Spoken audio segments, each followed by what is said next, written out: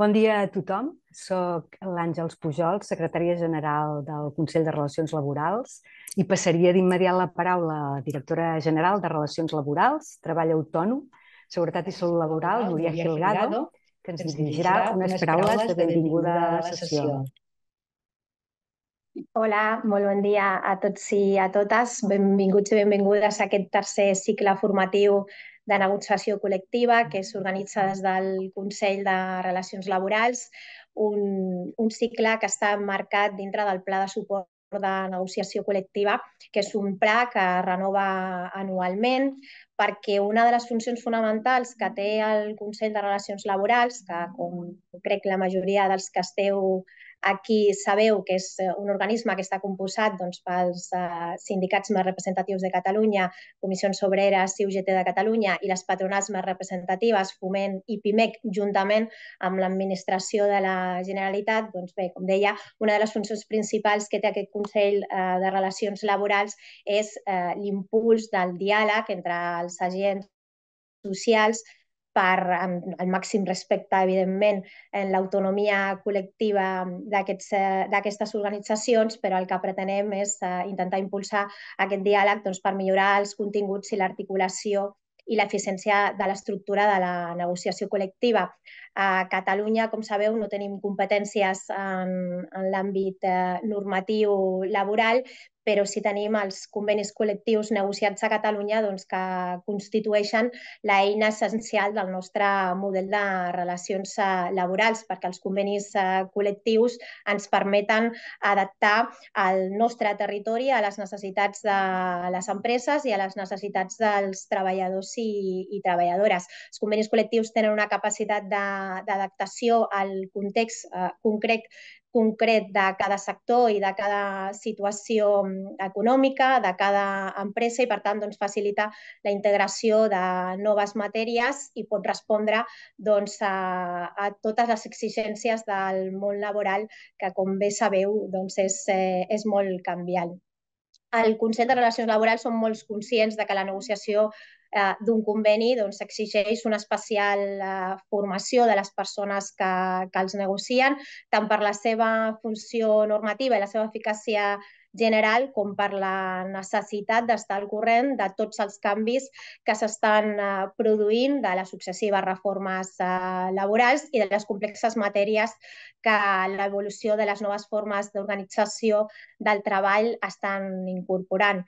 Igualment, considerem també que és d'interès poder adquirir totes les habilitats pràctiques i de la dinàmica negociadora per conèixer el marc institucional propi del nostre marc de relacions laborals.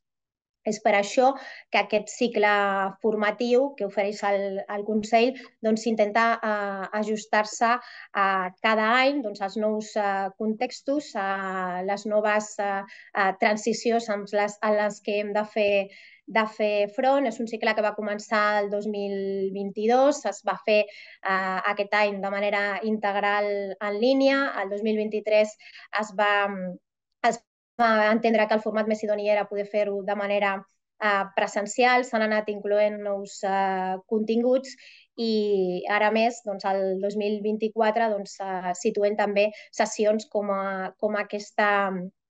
aquesta d'avui, que és una sessió en línia, que està oberta a tothom. Teníem a prop de 450 persones apuntades avui, i per tant una sessió que ha situat molt d'interès entre els negociadors i negociadores de convenis. Avui parlem de dues qüestions que són molt rellevants, com són la intel·ligència artificial i el reglament de la Llei 4/2023 d'igualtat real i efectiva de les persones trans i de garantia de drets a les persones LGTBI, i per tant dues qüestions que estan a l'ordre del dia i que caldrà situar-la en les negociacions dels convenis col·lectius. Moltes gràcies. Sense més, li passo la paraula de nou a la Maria Àngels Pujol. Moltes gràcies, directora, per les paraules de benvinguda a aquesta cinquena sessió del cicle, que, com acaba de comentar, ha permès obrir aquesta inscripció a moltes més persones interessades, a més de l'alumnat del propi cicle. La primera de les ponències d'avui, l'ha avançat la directora general, és sobre negociació col·lectiva i intel·ligència artificial i és a càrrec d'Aida Ponce del Castillo. I passo ara al castellà perquè ella és investigadora experta del Instituto Sindical Europeo, ETUI, abogada especializada en ciencia y tecnología con un máster en bioética, doctorada en Derecho, y focaliza su trabajo en el desarrollo de análisis jurídico y regulatorio sobre inteligencia artificial, algoritmos en el trabajo, blockchain, nanotecnología y tecnologías convergentes como nanobio, infocogno y su relación, y eso es lo que nos interesa aquí en el Consejo, con el trabajo y el empleo.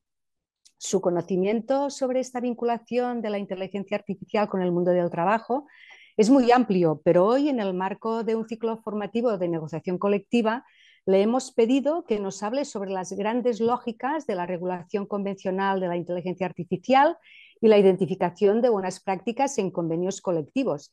Y yo, sin más, paso la palabra a Aida Ponce, agradeciéndole que vaya a compartir este rato con tantas personas interesadas en la temática. Aida, cuando quieras. Muy bien, muchas gracias, Ángels, por la invitación y a toda la audiencia por estar aquí. Voy a compartir mi presentación ahora mismo.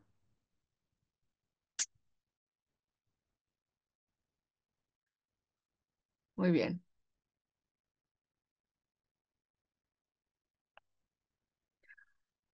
Bueno, pues les voy a llevar por una historia sobre la reglamentación y la negociación de la inteligencia artificial en el trabajo. Lo voy a hacer en tres partes y espero que sea de una manera pedagógica porque me gustaría que sacaran de esta charla puntos claves para poder negociar cosas concretas, no abstracto, porque desgraciadamente el tema de la inteligencia artificial es un tema bastante abstracto que no logramos comprender.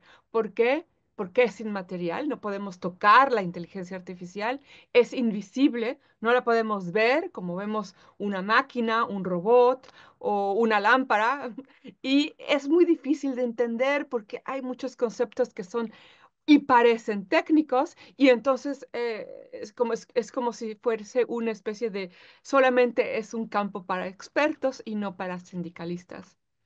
Con lo cual mi primer mensaje es que hay que desmitificar la inteligencia artificial para poderla hacer accesible a los sindicalistas y que vosotros podáis negociar cosas concretas al respecto.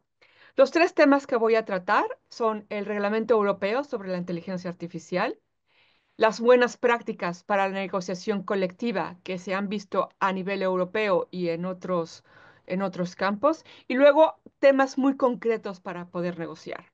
Entonces, ¿qué es ese Reglamento Europeo sobre la Inteligencia Artificial? En inglés es el AI Act.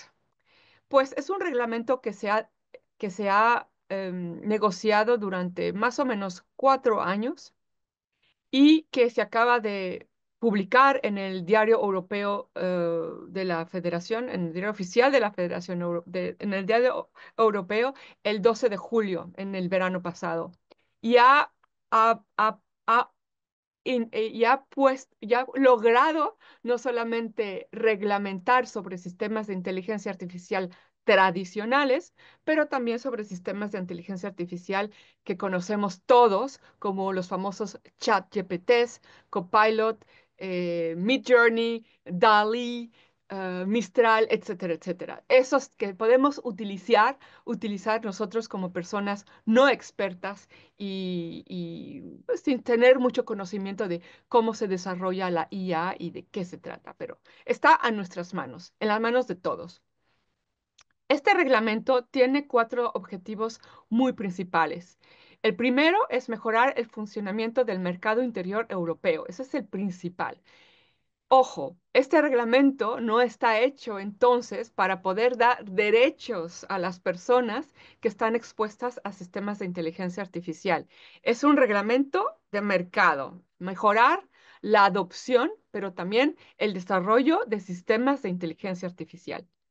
Promover la entrada de inteligencia artificial de una manera que sea centrada en el humano. Esto suena muy bien, bastante romántico, pero cuando se pone en práctica, bueno, vemos que no es tan fácil como los grandes objetivos lo dicen. Garantizar el alto nivel de protección a la salud, la seguridad, los derechos fundamentales de las personas, la democracia y el Estado de Derecho, pero también el medio ambiente. Al principio, el reglamento no trataba realmente de asegurar una protección ni al medio ambiente, ni a la democracia, ni al Estado de Derecho, sino se enfocaba solamente a cuestiones de salud, seguridad, no seguridad laboral, ojo, seguridad física o ciberseguridad y a los derechos fundamentales. También, como es un reglamento bastante enfocado hacia el mercado, otro objetivo súper importante es reforzar la innovación a través de las llamadas sandboxes, que en español me imagino que será una especie de arena para jugar, en donde las empresas pueden hacer experimentos de cómo pueden, de sistemas de inteligencia artificial que no son muy comunes. Y en España, esta primera sandbox se ha puesto en marcha o se está puesto en marcha desde hace un par de años, con lo cual estar muy pendientes de cómo es el desarrollo, porque España es pionera al respecto. Esto es el objetivo del reglamento.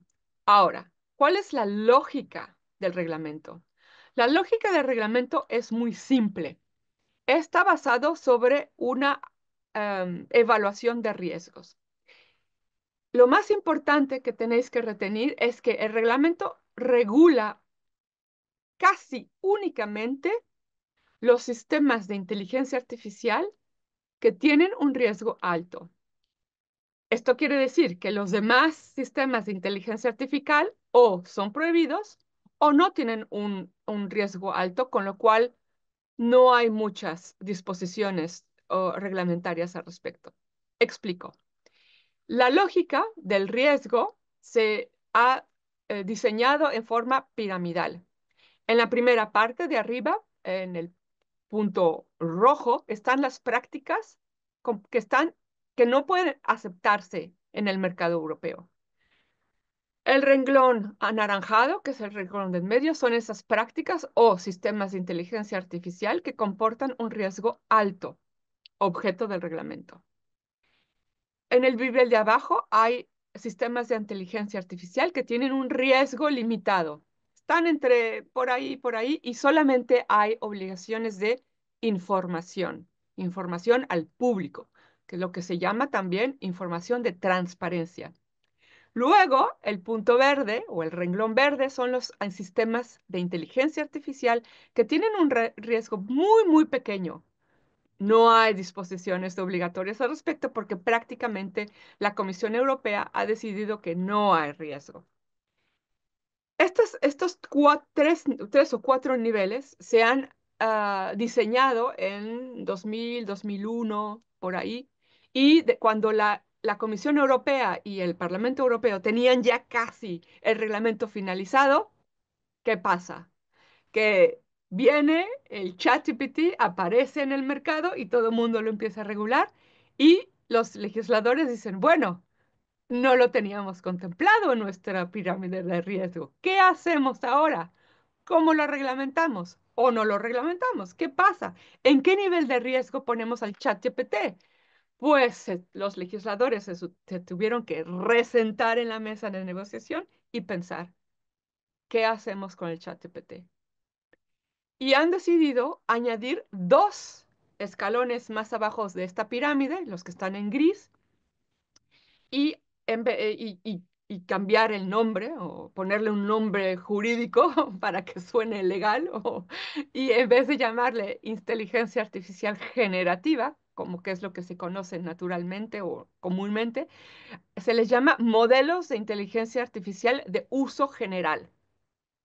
Y estos modelos de inteligencia artificial de uso general, por qué son diferentes a los otros modelos de inteligencia artificial que están más arriba? Porque ChatGPT puede hacer muchas cosas.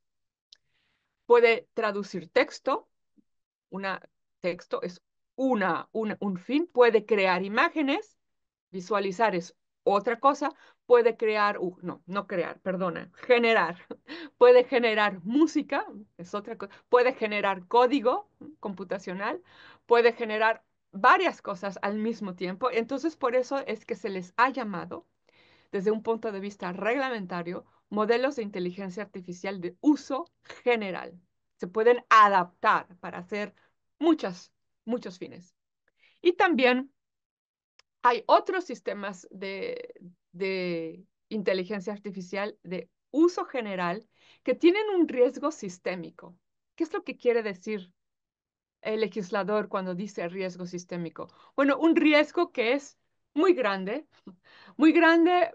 prácticamente en dos sentidos. En el uso de recursos computacionales, porque para poder fabricar estos chat GPTs se necesitan, mucha electricidad para que las computadoras que los hacen puedan funcionar y mucha cantidad de datos para que las computadoras puedan poner en estos modelos muchos datos de los cuales o a partir de los cuales el chat GPT va a poder generar un output o un contenido que que cualquier persona puede preguntar.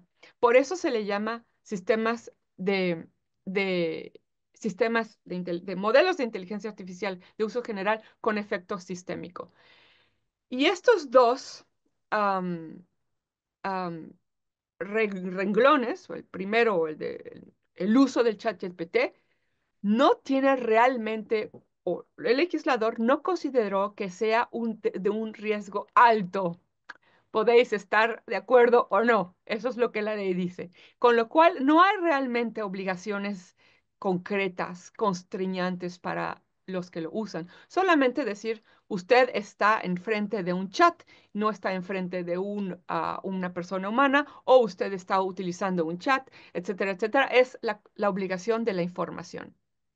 Para los sistemas, los modelos de inteligencia artificial de uso general con efectos sistémicos, hay obligaciones prácticamente de evaluar el modelo, son eh, evaluar el modelo de inteligencia artificial, con lo cual es muy relacionado al proveedor. Ahora, focalicémonos en el renglón del riesgo alto. El renglón del riesgo, la pregunta que ustedes me dirán es, bueno, Aida, ¿y cuáles son los sistemas de inteligencia artificial que tienen alto riesgo? Porque esos son los importantes. Muy buena pregunta. Pues la Comisión Europea ha dicho, esos sistemas pueden ser clasificados o podemos clasificarlos en dos. Aquellos que ciertas máquinas o ciertos equipos tienen ya en el funcionamiento, por ejemplo, los robots que se usan en una empresa que tienen sistemas de inteligencia artificial pueden ser categorizados como de alto riesgo. Algunos juguetes también pueden ser categorizados como de alto riesgo. Y o algunos temas concretos que la comisión ha dicho, estos en principio tienen que ser categorizados como de alto riesgo. Y eso es lo que dice el anexo número 3 del reglamento que pongo aquí en la pantalla al lado izquierdo. Y estos sectores deben cumplir entonces con las obligaciones que el reglamento da. Hay dos sectores que son importantes para el mundo del trabajo, tanto para el patrón como para el sindicalista. Y estos son los sistemas de inteligencia artificial que se usan en la educación, pero también en la formación vocacional, muy importante para la empresa, pero también aquellos sistemas de inteligencia artificial utilizados en el empleo. Y aquí, wow, entonces, ¿qué significa para el sindicato, para el patrón? Que estos sistemas de inteligencia artificial que se utilizan en el empleo, casi la mayoría son clasificados como de alto riesgo, con lo cual tiene que cumplir con las obligaciones de conformidad con el seguimiento de normas armonizadas que se están elaborando ahora en Europa, con la obligación de declarar estos sistemas en un registro que la Comisión Europea tendrá. ¿Cómo van a organizar ese registro? No lo sé, pero bueno, esa es la obligación. Y con el cumplimiento de los requisitos legales que vamos a ver en un instante. Esto es el quid del reglamento. Ahora, ¿para quién es el reglamento? Como he dicho en anterioridad, no es para las personas físicas que estamos expuestas a los sistemas, es para aquellos que los hacen o para aquellos que lo despliegan. Y aquí el reglamento pone 6 actores que más o menos están relacionados con uno, el desarrollo de los sistemas o con el despliegue. Dos actores son importantes, el proveedor y el responsable del despliegue. También hay otros representantes autorizados, importadores, distribuidores y operadores. Ojo, por operador no se refiere al trabajador que lo está utilizando. Aquí pongo la definición de lo que se refiere a o con operador. Pregunta siguiente. Bueno, ¿y cómo para el sindicato o para el mundo del trabajo, cuál es el actor más importante? Pues para el mundo sindical o para el mundo del trabajo, el actor importante es el responsable del despliegue. ¿Por qué? Porque proveedor es aquella empresa que desarrolla un sistema de inteligencia artificial.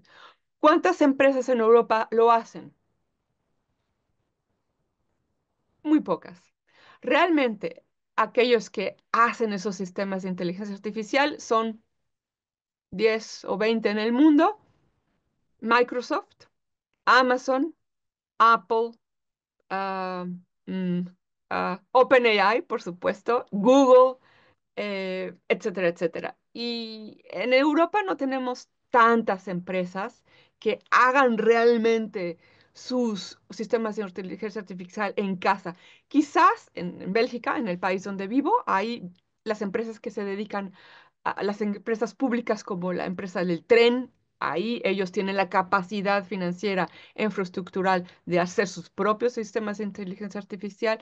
Me imagino que las empresas de telecomunicación como Orange o algunos bancos en España serán proveedores, pero la mayor parte de las empresas en España no son proveedores, son pequeñas o medianas empresas que no tienen la capacidad de desarrollar, pero tienen la capacidad de comprar esos sistemas a otros y adaptarlos. Telefónica, por ejemplo, puede ser un proveedor, etcétera, o Renfe puede ser un proveedor, pero las empresas pequeñas, medianas, no son realmente los proveedores, con lo cual nosotros a los que nos interesa más son aquellos que los despliegan. Aquellas empresas que los compran, medio los modifican para su propio uso y los ponen en despliegue tanto para los procesos internos en la empresa, lo que quiere decir exposición al trabajador, como para servicios externos al cliente, con lo cual quiere decir exposición al consumidor. Nosotros nos vamos a ocupar de la exposición a los trabajadores, que es lo que queremos negociar en una convención, convenio colectivo. ¿Cuáles son las disposiciones en este reglamento de inteligencia artificial que están relacionadas con las cuestiones del trabajo? Son muy pocas, pero voy a mencionar las más importantes. Recuerden, la lógica. La lógica es prohibir prácticas inaceptables y reglamentar prácticas de alto riesgo. Para el mundo del trabajo, ¿cuáles son las prácticas inaceptables? La comisión o el reglamento, perdón, señala una, que es la práctica para inferir las emociones de una persona física en lugares de trabajo y en los centros educativos. Estos sistemas que observan a los trabajadores, cómo hablan, el tono que hablan, el lenguaje que utilizan ante algún cliente, la tonalidad, si están si están quizás enojados o sonrientes o tristes, están a punto de tener un burnout. Todos esos sistemas que detectan emociones no se pueden utilizar en ningún país europeo. Punto. No se pueden utilizar. Están prohibidos en la punta roja. Pero siempre hay una excepción en la ley. Pero hay una excepción cuando estos sistemas estén utilizados para cuestiones medicales, por ejemplo, para detectar el cansancio o para cuestiones terapéuticas o para detectar accidentes en una empresa. ¿Y cuál es la pregunta que viene de vosotros? Bueno, Aida, podemos casi, si yo fuese la patronal, puedo argumentar que todos mis sistemas de inteligencia artificiales para detectar emociones los puedo poner ante mis trabajadores porque quiero evitar un accidente y quiero aumentar la seguridad. Entonces, esta excepción, vamos a ver cómo se implementa o no. Al final vamos a ver si inferir las emociones estará muy utilizada por las empresas o no. Tip número 1, empezar a observar en vuestros lugares de trabajo si hay sistemas de inteligencia artificial para inferir emociones. Tip número 2, ir al patrón y preguntar, ¿estás ya puesto al tanto que estos sistemas están prohibidos por el reglamento de la inteligencia artificial? Ah, no, pues quitarlo porque no es pues una práctica prohibida.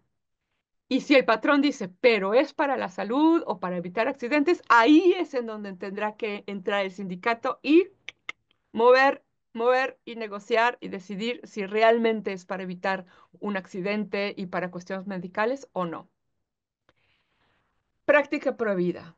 Ahora pasamos al segundo o el quid del reglamento, que son cuáles son esos sistemas de inteligencia artificial de alto riesgo en el mundo del trabajo. Esto está en el anexo número 3 y son dos pequeños párrafos que leo y pongo aquí, señalo a multicolor porque son casi 10 tipos de sistema de inteligencia artificial que son de alto riesgo, con lo cual el patrón tiene que cumplir con las disposiciones legales. ¿Cuáles son ellos? Los sistemas de inteligencia artificial utilizados para, 1, la contratación o selección del personal. 2, para publicar anuncios de empleo. 3, para analizar o filtrar esas solicitudes y evaluar a los candidatos. Otros sistemas de inteligencia artificial se usan para tomar decisiones en el trabajo que estén afectando al trabajador.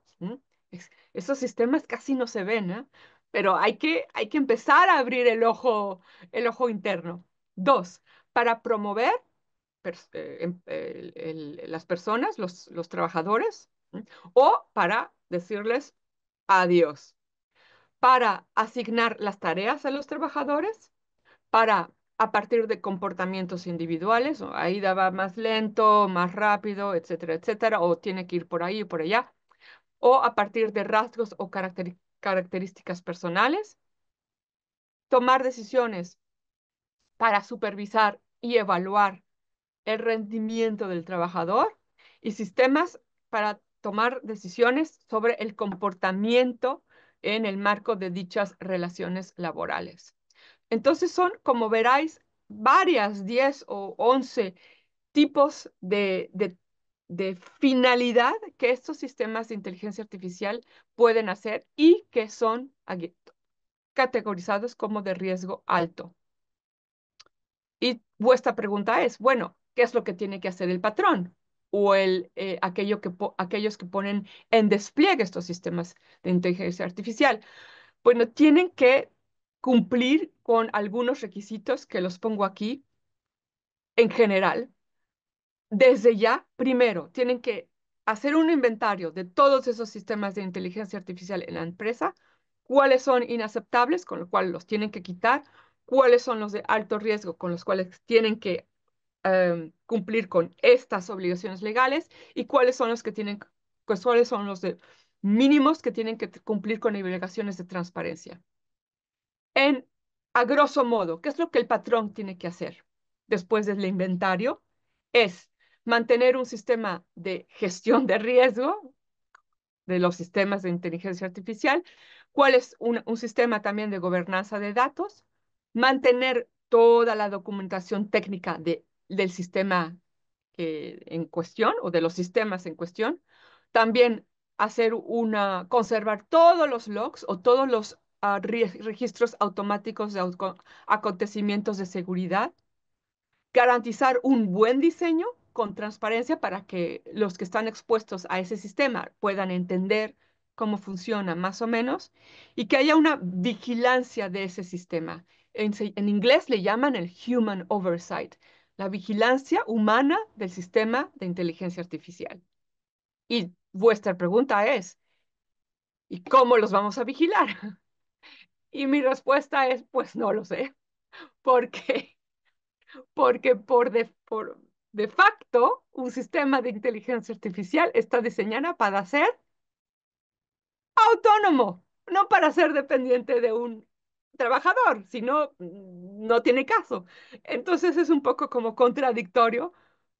El punto final de la inteligencia artificial es la autonomía, el aprendizaje autónomo, pero si la ley dice, pero los tienes que monitorear, bueno, entonces, ¿cómo hacemos? Esto es un punto muy importante que aún todavía el legislador no sabe exactamente cómo poder en marcha efectivamente y es una cuestión que el sindicato tiene que preguntar al empleador, ¿cuál es el sistema de vigilancia que vas a poner en todos tus sistemas de inteligencia artificial? Y bueno, y luego ya pasamos a cuestiones de asegurar que el sistema sea realmente robusto desde un punto de vista técnico para evitar hackers que entren y se apropien de cuestiones de seguridad y evidentemente asegurar la ciberseguridad del sistema durante todo su ciclo de vida y funcionamiento. A grandes rasgos, estas son las grandes obligaciones que después se van a detallar en lo que se llaman actas legislativas secundarias y en las normas armonizadas que están haciéndose apenas. Ahora, como los he dicho, el patrón o la empresa tiene que categorizar esos sistemas de inteligencia artificial de alto riesgo y cumplir con estas obligaciones. Siempre y cuando el patrón decida que esos sistemas son de alto riesgo, porque ¿quién lo decide? Él mismo. El patrón tiene que hacer su propia evaluación de riesgo y decir, este sistema me parece de alto riesgo, este sistema no de alto riesgo. La excepción importante es que la empresa puede decidir, después de una evaluación, que sus sistemas no son de alto riesgo, siempre y cuando documente esa argumentación en algún papel. Y ahí es en donde viene el problema, porque, pues, al final, ningún sistema de inteligencia artificial puede ser de alto riesgo. Tip número 2 para el sindicato. Una vez que el patrón o la empresa haya hecho un inventario de todos sus sistemas de inteligencia artificial y haya y haya hecho esa clasificación, cuáles de alto riesgo y cuáles de alto no, de cuáles no son de alto riesgo, ¿qué es lo que tiene que hacer el sindicato? Tiene que ir y preguntarle, a ver, dame tu lista. No, que es confidencial. No, no es confidencial. No es confidencial. A ver, veo que aquí todos tus sistemas no son de alto riesgo. ¿Por qué? ¿Cuál es tu argumentación? Y ahí es donde tiene que empezar otra negociación colectiva muy interesante. Tip número 2, fijarse muy bien que la documentación realmente argumente el por qué un sistema de inteligencia artificial es de alto riesgo y por qué no. Otro punto importante del reglamento es que hay una información al trabajador. Esta obligación es directamente para el empleador de informar al trabajador o a los representantes del trabajadores que hay sistemas de inteligencia artificial en la empresa o que los trabajadores estarán expuestos a este o que los trabajadores los utilizarán, con lo cual está muy bien. Esto ha sido muy difícil de integrar. Esto nos costó mucho a los que negociaron el reglamento desde el punto de vista sindical de meter esta disposición, pero al final está ahí.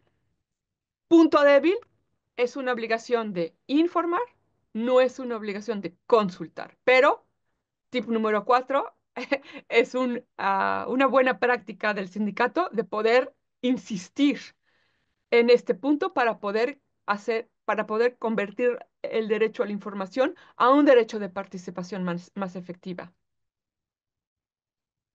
Otra disposición importante es que también ha sido muy difícil de negociar, es la obligación del empleador de informar a los trabajadores de los sistemas de IA antes de que estos se pongan en el despliegue, para que, bueno, supongo para que se pueda negociar un poco más. Tip número 5, el sindicato tiene que estar muy vivo para poder darse cuenta de que antes de que se ponga un sistema de inteligencia artificial esté informado y se pueda negociar algo. Ahora, este es el reglamento. Tiene que ponerse en marcha desde ahora y las obligaciones para los sistemas de inteligencia artificial de alto riesgo en el 2026. Si el sindicato no entra ahora mismo en la implementación, estará fuera. Mi consejo es, desde ahora, entrar y preguntar estos 5 tips que he dado. No tener miedo. ¿Por qué? Porque el reglamento es igual de nuevo para las autoridades, para las empresas, para el consumidor y para los sindicatos. Todos estamos en el mismo nivel de ignorancia o aprendizaje, con lo cual ponernos las pilas y preguntar estas cinco preguntas que he aconsejado. ¿Existen buenas prácticas para la negociación colectiva? Esta es la pregunta para la segunda sección de mi presentación. Sí, ya hay algunas. La primera y la más importante es el Acuerdo Marco Europeo de los Interlocutores Sociales sobre la digitalización. Este marco europeo se firmó mucho antes que el reglamento de la IA se negociase, con lo cual tiene mucha validez. Y tiene más validez aún porque tiene 2 capítulos muy importantes. Uno, un capítulo sobre la inteligencia artificial y la garantía del principio del humano, del control humano, o el humano en control del sistema. Y otro capítulo también importante sobre el respeto a la dignidad humana y los sistemas de monitoreo. Leerlo está en castellano.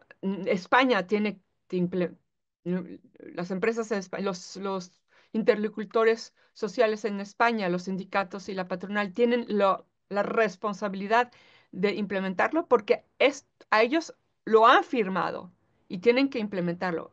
¿Qué es lo que podrán observar? Es ver qué patronal, qué sindicato, cómo lo han implementado en las diversas regiones españolas o las empresas y ver qué es lo que se ha sacado de este acuerdo.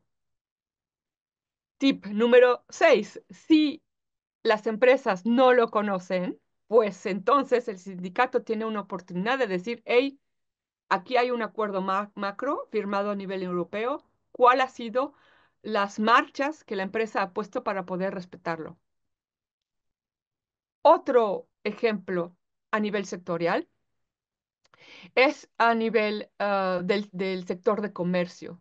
Y la Federación Sindical UNI Europa, que engloba a todos los sindicatos dedicados al comercio y al e-commerce, como las plataformas, el turismo, y otros sectores, han hecho una especie de especie de base de datos de aquellos convenios colectivos referidos en el sector de varios países. Al final, como la transparencia está en inglés, pero al final aquí veréis que se han extraído cláusulas que se relacionen a inteligencia artificial o derechos digitales de 23 convenios colectivos. Está el Uber Eats, obviamente, en España, está el convenio de la banca, también de España, y hay otros muy interesantes de Finlandia, de Francia, de Dinamarca, de Bélgica, de 6 o 7 países europeos. Podéis consultarlos en la lengua original del convenio, pero también en la traducción en español, con lo cual es muy fácil. Aquí en las transparencias les dejo el link para que podéis consultar, ver y poder inspirar. ¿Cuál es el fin de esta base de datos? Es que los sindicatos puedan decir, hay una cláusula que puede ser útil para mi sector o para mi empresa y la puedo incorporar, adaptar o importar literalmente. ¿Cuál es mi análisis después de haber leído las cláusulas? Tip número 7. Todas se enfocan, la mayor parte se enfocan a la formación del trabajador, con lo cual está muy bien. Cualquier persona y cualquier trabajador tiene que tener una formación, pero la formación no es todo. Es un paso importante, la mayor parte de los convenios colectivos se enfocan a ella, pero es un poco débil. Tener que ir más allá. Hay esto es por ejemplo la cláusula del convenio Uber Eats. Otro acuerdo importante, no europeo, pero Estados Unidos a nivel sectorial, es el acuerdo en Hollywood que se hizo después de casi un año de huelga. Es cuando los escritores de los scripts de Hollywood, de los films que vemos en la tele, las empresas empezaban a utilizar el ChatGPT para escribir en lugar de utilizar a los escritores para escribir.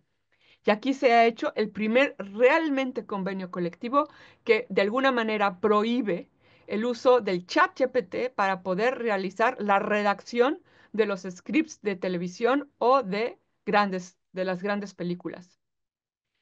Y bueno, ¿cómo podemos entender mejor y comprender los sistemas de inteligencia artificial? En el ETUI hemos desarrollado un juego de mesa que también está en español, junto con una guía que también está en español, para poder exponer a los participantes a una variedad de tecnologías en varios sectores y después jugar el juego de la inteligencia artificial con diferentes roles. Para cerrar, porque sé que estoy un poco atrasada, temas concretos para negociar. 4 temas.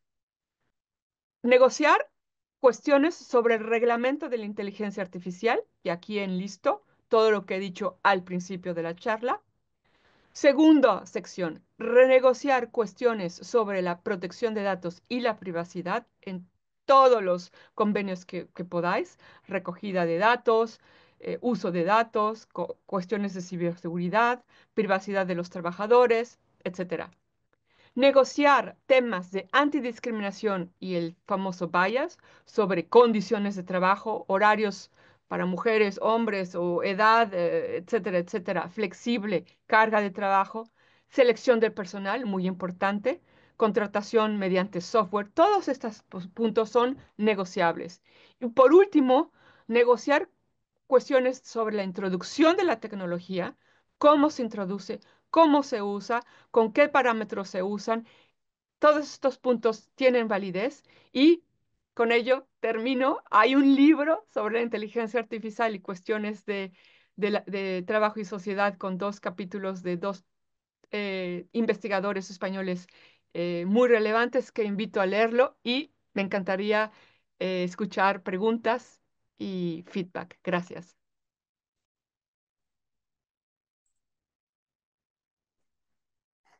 Bueno, voy a respirar. Muchísimas gracias, Aida, por tu exposición. Yo creo que has cumplido con creces el encargo que te hicimos. Has tocado todos los temas. Muy interesante la remarca del efecto sistémico de los sistemas generativos como el ChatGPT, ¿no? Que no se califica de alto riesgo. pero que tiene una afectación importante en sostenibilidad. Y bueno, es un tema que nos preocupa mucho al Consejo de Relaciones Laborales, que disponemos de una comisión de responsabilidad social que impulsa modelos empresariales sostenibles, y cuestiones como esta debería de tenerse mucho en cuenta. Centrando en los sistemas de alto riesgo que mayoritariamente afectan a formación, has comentado también a formación profesional, si no me equivoco, y al empleo. Bueno, tenemos que agradecerte tus subrayados, ¿no? Tanto de la prohibición de prácticas inaceptables y esas excepciones que siempre están pululando por ahí, como de todos los temas que has comentado que afectan a contrataciones, promoción, toma de decisiones, despidos, asignar tareas. Todo esto es ese ruido que nos acompaña desde hace ya un tiempo en el mundo del trabajo y que nos preocupa tanto. Es muy importante todo lo que nos has contado, porque el Consejo está trabajando en unas recomendaciones a la negociación colectiva para la implantación de la digitalización y la inteligencia artificial en las empresas. Y todas estas acciones necesarias que has comentado por parte del empresario a realizar cuando se utilizan estos sistemas de alto riesgo en el empleo, así como los consejos para la parte sindical, nos parecen súper interesantes. Genial el conocer la existencia de esta base de datos, aunque dices que se focaliza muchísimo en la formación, y muy curiosa la mención del acuerdo de Hollywood, porque fue muy mediático, y que el resultado haya sido un acuerdo del que podemos extraer también ideas, pues nos lo apuntamos. Este listado de temas a negociar lo vamos a tener en cartera, y han salido algunos temas que te queríamos preguntar, a ver si puedes profundizar un poco, porque lo que también preocupa mucho y también se habla a menudo es de que la inteligencia artificial abre o agranda brechas existentes. Pero para dar un punto de vista así un poco más positivo, ¿tú crees que puede contribuir a reducir de alguna manera alguna de estas brechas que existen? De poca formación de género, no sé si tienes alguna idea con relación, y sobre la formación, ya te lo digo del tirón, temas que preocupan. Tenemos en estos momentos a más de 200 personas como oyentes, y por tanto focalizamos un poco el que sería un turno de preguntas, porque no se puede gestionar con tanta gente. También nos interesa, has insistido en la necesidad de intervenir de forma activa cuando se implanta un sistema de inteligencia artificial en la empresa. Pero hace falta formación, porque si nos justifican que un sistema no es de alto riesgo, debemos conocer los argumentos que se han utilizado para justificar que no es de alto riesgo, pero eso requiere un tipo de formación, es tecnológica, esta formación está al alcance general de las personas que deberán defender un poco que sean no sistemas de alto riesgo. Y por último, las personas trabajadoras temen la implantación de la digitalización y las tecnologías. ¿Crees que la negociación colectiva puede ayudar a la transición y reconversión ocupacional de estas personas para que no teman que ser desplazadas por un sistema de inteligencia artificial? Es mucho, pero básicamente sería, ¿se pueden reducir brechas con estos sistemas? ¿Qué formación crees que es necesaria, y la negociación puede ayudar a los trabajadores y trabajadoras? Muchísimas gracias, por tu exposición. Encantada y gracias por las preguntas. A ver, se podrían reducir brechas siempre y cuando la narrativa de la inteligencia, de los sistemas de la inteligencia artificial esté apropiada por las dos partes. Porque hasta ahora los propietarios de la narrativa solamente son unos, que son los que la desarrollan, que la despliegan y que la mantienen. En cuanto esta apropiación no pase también en manos de los que están expuestos a ella, no podrá haber una realmente distribución equilibrada, no podrá haber ese beneficio social que todo el mundo espera, ¿no? Todo el mundo espera que el ChatGPT me ayude en mi trabajo, pero si yo lo comienzo a utilizar, veo que me cuesta más tiempo, tengo que revisar, quizás no estoy contenta y bueno, esto me ha llevado más tiempo que hacerlo yo misma. O que las imágenes que salen son bastante kitsch de alguna manera y tengo que al final volverlo a hacerlo yo. Entonces, en cuanto, sí, siempre y cuando los sistemas no estén coapropiados o cogestionados, no podrá haber ese beneficio y esa repartición o reducción de las desigualdades.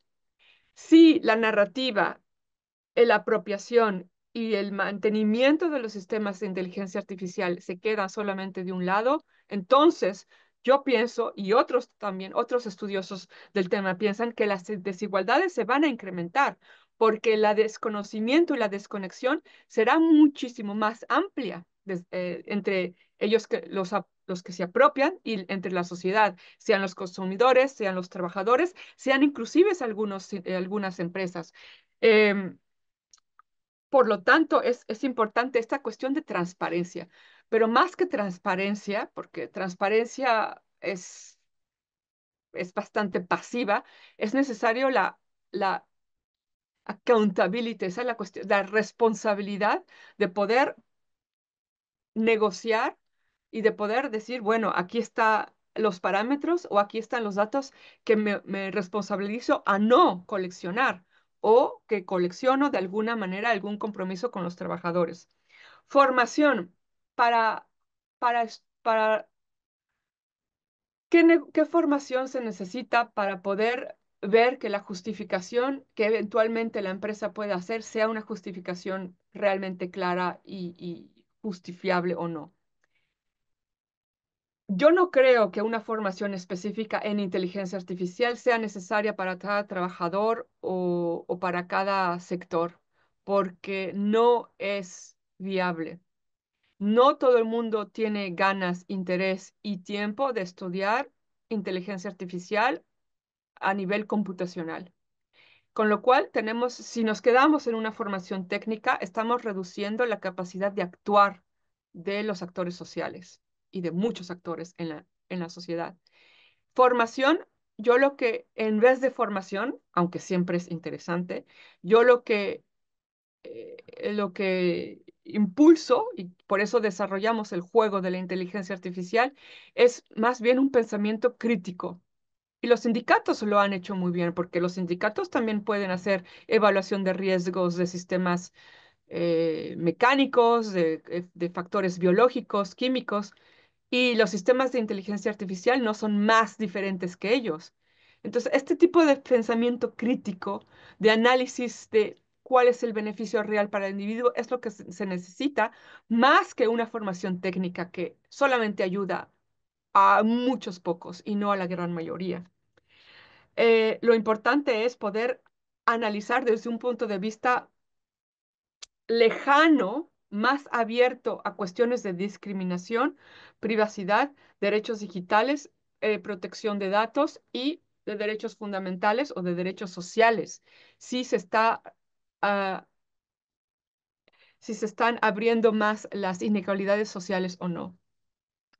Y sobre la última cosa que no la pude anotar bien en mi nota, ¿me la puedes Sí, bueno, es con relación a la preocupación de las personas trabajadoras no cualificadas o bien poco calificadas. Si realmente la negociación colectiva puede ayudar a las transiciones y reconversión ocupacional de estas personas. Bueno, lo que se ha demostrado es que la inteligencia artificial aún no desaparece trabajos concretos, quizás con unos pocos como el sector de la traducción. La mayor parte de los sistemas de inteligencia artificial lo que hacen es dividir el trabajo o las tareas en pequeñas microtareas. Y entonces, cuando el trabajador se expone a ellos y empieza a ver que un poquito de parte de sus tareas ya se está automatizando, pero no todo su trabajo. Y por eso es un poco difícil de saber si se va a eliminar el trabajo de un abogado completamente o de una enfermera o solamente algunas pequeñas tareas administrativas que pueden ser automatizadas. Ese es un punto número uno. la desaparición del empleo no es totalmente tajante como los traductores están viviendo ahora. Es una profesión que, ojo, hay que tener, hay que observar porque quizás se pueda importar a otras profesiones. Entonces, más que una reconversión, ¿m? es una, es poder saber qué tipo de habilidades y competencias son necesarias. Y esa discusión no la hemos tenido nunca. Todo el mundo dice, hay que desarrollar competencias, más aprender no sé qué, pero nadie dice qué competencias, para qué profesiones, para qué tareas. Entonces tenemos que hacer una especie de marcha atrás y decir, antes de ponernos en cuestiones sobre la reconversión, qué competencias y qué información es necesaria para cada sector y para cada trabajador. Una conversación muy difícil a tener, pero que quizás con vosotros podéis ser, eh, podéis hacerla desde ya. Muchísimas gracias de nuevo, Aida. A ver si terminamos así con un poco de visión positiva sobre la implementación de algo que no puede evitarse, que son los sistemas de inteligencia artificial, en este caso en el mundo de la empresa. Con relación a los traductores, opinión personal en este caso, yo no me imagino a una inteligencia artificial traduciendo según qué poemas, por ejemplo. Por ejemplo.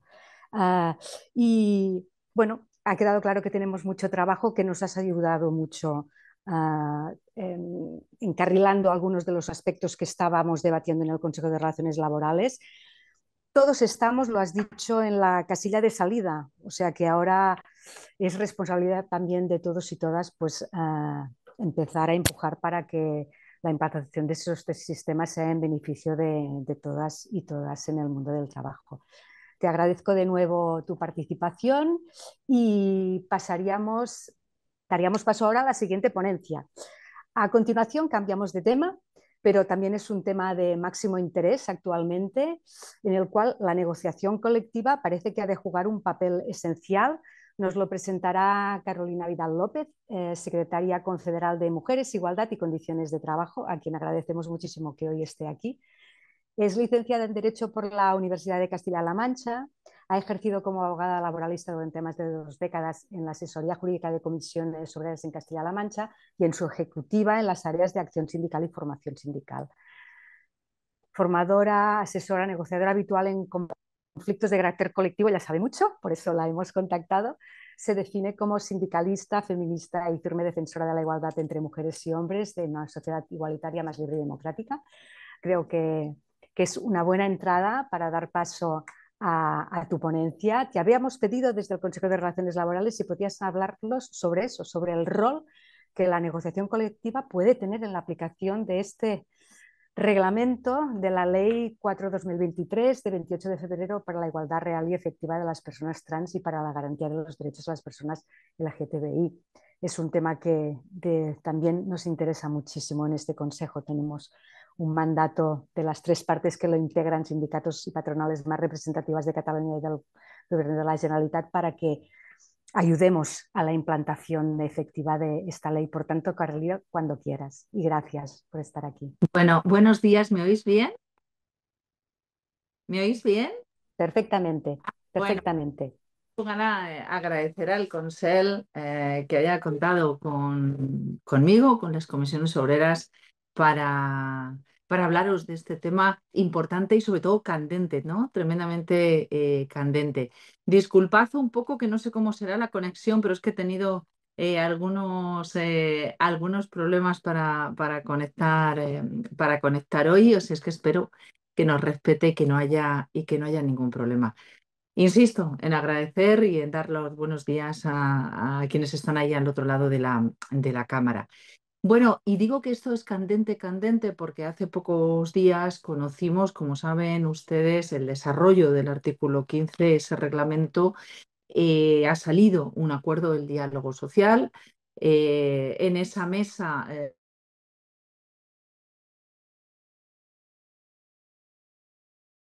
participamos con un montón de propuestas, pero es verdad que la integramos, incluida la patronal, los agentes sociales, el gobierno, teníamos claro el objetivo, que era combatir la LGTBI-fobia.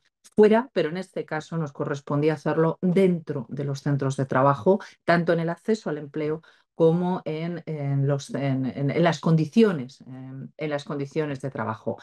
Este desarrollo ha salido ya el dictamen del Consejo de Estado y estamos esperando que en breve, ya le hemos manifestado al Gobierno que se nos está haciendo tarde y que tenemos que es necesario que se publique ya para que empecemos a trabajar, porque lo que sí tenemos es claramente un trabajo importante por delante, ¿no? Los agentes sociales y sobre todo, la negociación colectiva, que es a quien, como decías, le hemos dado la clave para combatir la LGTBI-fobia, porque desde las comisiones obreras, desde luego, entendemos que la negociación colectiva es la herramienta y el instrumento para ordenar y organizar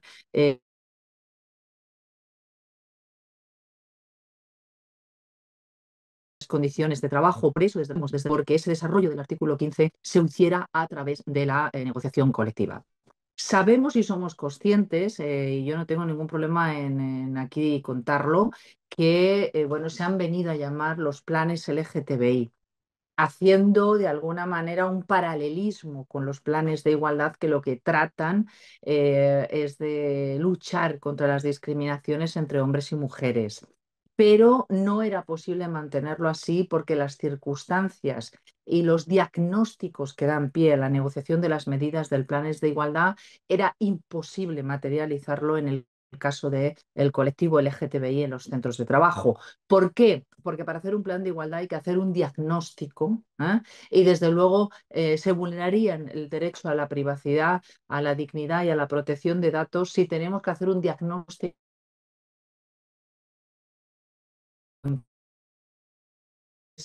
para conocer las discriminaciones LGTBI, ¿no? Por ese motivo entendíamos que no podía haber un paralelismo y entendíamos además que necesitábamos hacer medidas, por llamarlas de alguna manera, erga omnes, ¿no? Que se aplicaran a toda la negociación colectiva. Era una manera de llegar a un amplio espectro y por eso desde las comisiones obreras apostamos desde el primer momento porque fuera, como decíamos, los convenios colectivos y en el sentido amplio de la palabra, la negociación colectiva. ¿Por qué era en esto necesario? El Eurobarómetro, y voy a leer los números porque por aquello de no equivocarme, el Eurobarómetro, el último que tenemos es del año 2023, dijo que el 92% de las personas que se habían encuestado en España habían dicho que no tenían ninguna dificultad ni ningún problema de ningún tipo. Ya es curioso que tengamos que hacer esta pregunta para compartir espacios de trabajo con personas LGB, que se manifestaran abierta y públicamente como personas del colectivo LGB, y el 90% no tenían tampoco ningún problema en compartir espacio de trabajo con personas trans o personas intersexuales, ¿no? Es verdad que este porcentaje, sin embargo, lo que nos viene a decir es que la sociedad española es una sociedad inclusiva, pero lo cierto y verdad es que cuando nos referimos al acceso a ese empleo, sin embargo, el 25% de los encuestados decían que era un problema para acceder al trabajo la identidad de género, el 20% que era un problema la orientación sexual y el 14% que era un problema acceder al empleo cuando nuestras características sexuales no coinciden con lo que se espera de los estereotipos de hombres y mujeres. Esto significa efectivamente que aunque la convivencia iba por delante de lo que son las reglas del acceso al empleo y de la llegada a las condiciones de trabajo. También nos hemos percatado de que el número de empresas que antes de la ley, de este reglamento, que ahora hablaremos de ella, tenían cláusulas, o sea, habían apostado por hacer una integración y una actividad propositiva en favor de derechos y condiciones de trabajo que en el colectivo LGTBI les protegiera frente a la LGTBI-fobia, eran muy poquitas. Tan poquitas que en el 2022 el BOE recogía un 18% de los publicados, de los convenios colectivos publicados, y en el 2023 un 19%. Por tanto, lo que sí teníamos claro es que la negociación colectiva por sí misma no era capaz de dar pasos para recoger, como decimos, de manera propositiva, ¿no? Hay dos motivos muy evidentes por los que sí debiera haberlo hecho. En primer lugar, porque estamos durante mucho tiempo, gran parte de nuestra vida, en los centros de trabajo. Y en segundo lugar, porque el trabajo es el motor económico y social de las democracias, ¿no? Siempre hemos hablado del trabajo en el centro, ¿no?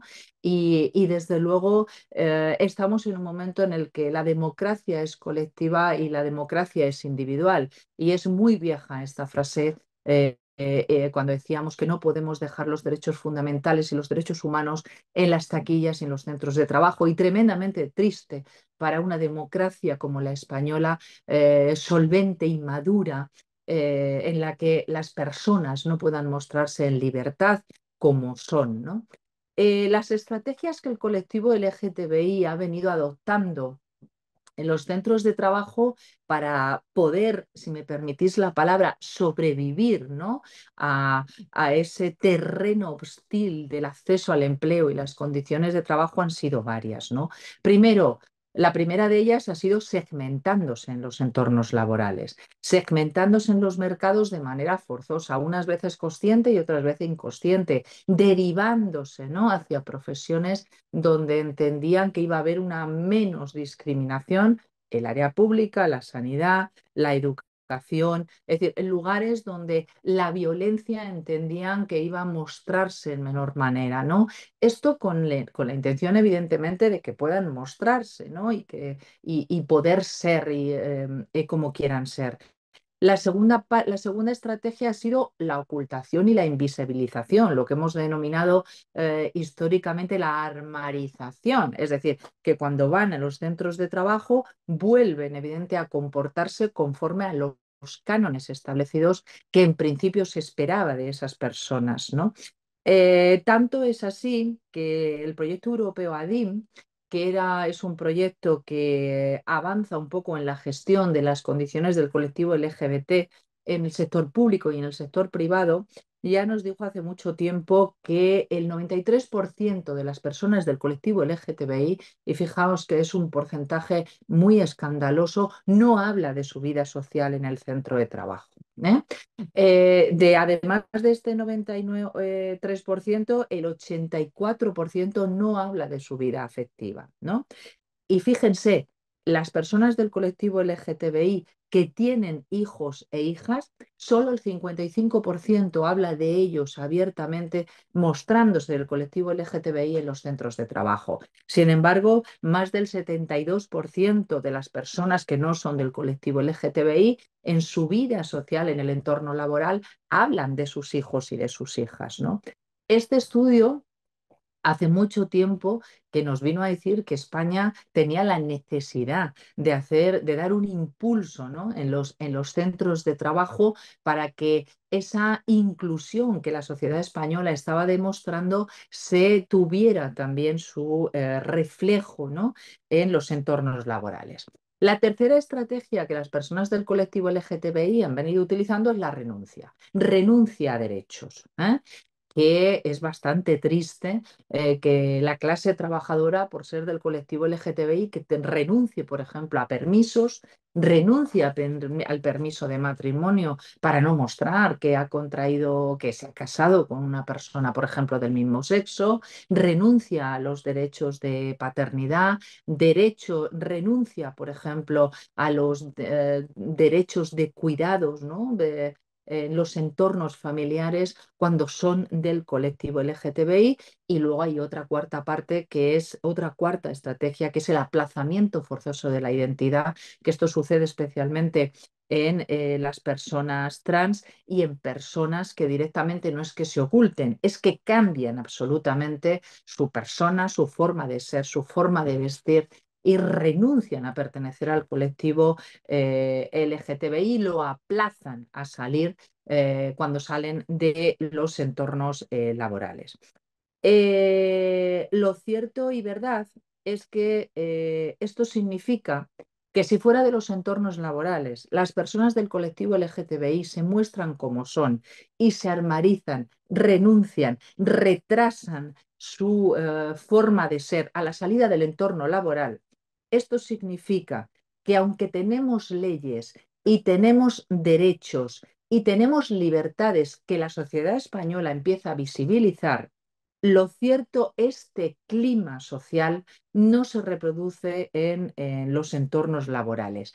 Y lo peor, les influye mucho más esa presión de los entornos de trabajo para ocultar su identidad de lo que les influyen todos esos derechos y libertades que las normas, el diálogo social y los avances sociales les están afectando. Por tanto, ponen en la balanza y al final se decantan efectivamente por ocultarse, como decíamos, o por utilizar una de esas estrategias, porque las leyes y los derechos no entienden que hayan calado suficiente como para que se les proteja en los entornos laborales.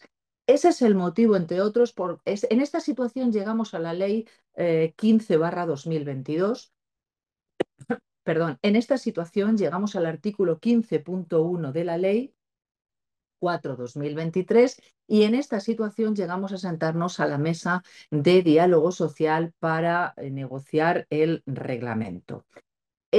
Hablamos de la ley y de este desarrollo del artículo 15 porque hay que hablar de ellos de manera pareja. En primer lugar, porque la ley lo que nos dice es dónde intervenir y quiénes van a ser los protagonistas de ese proceso propositivo para defender los derechos y las libertades y facilitar la llegada de esas condiciones de trabajo inclusivas, y luego el reglamento nos va a dar la forma y las herramientas efectivamente sobre cómo hacerlo.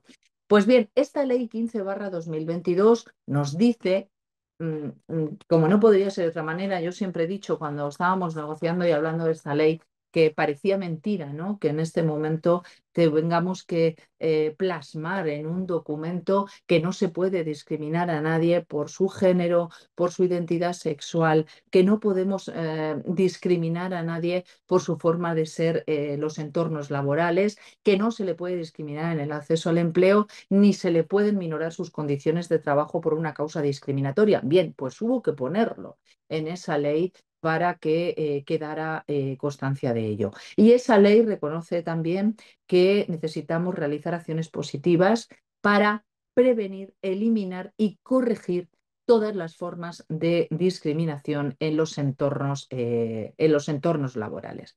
Y este mandato de prevenir, eliminar y corregir marcaba además quién iba a ser los actores, la dirección de los centros de trabajo, que políticamente, evidentemente, concretamos en las patronales, y por otro lado, quienes somos representantes legales de las personas trabajadoras.